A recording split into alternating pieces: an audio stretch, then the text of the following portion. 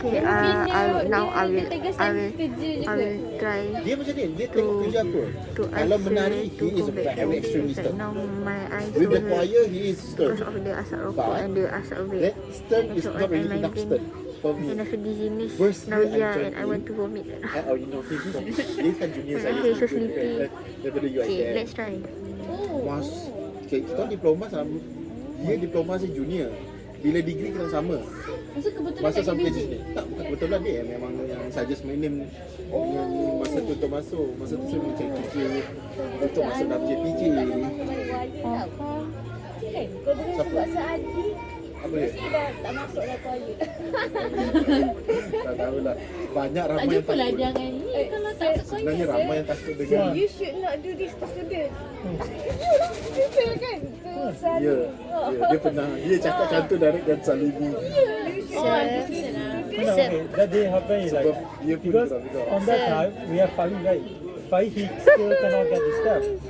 Faris kan? Fali he don't get the step. So that morning only me and him. Dia train Faris macam apa tau. I train him and then he, afternoon also have training, evening also have training, and then I was having fever. So I take medication. So I go back after evening for dinner. So the same day. And then I overslept for 10 minutes. I late for 10 minutes. And then he already like take out from the team.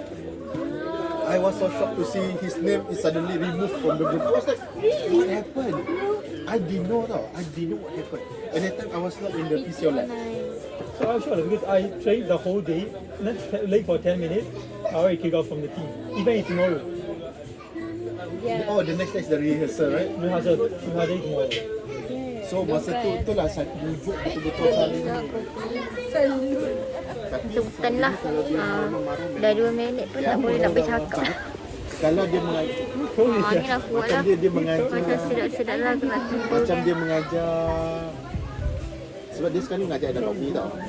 Dia ajar untuk bachelor nursing, dia tak sempat lah. Bachelor nursing, pharmacy, semua pharmacy program.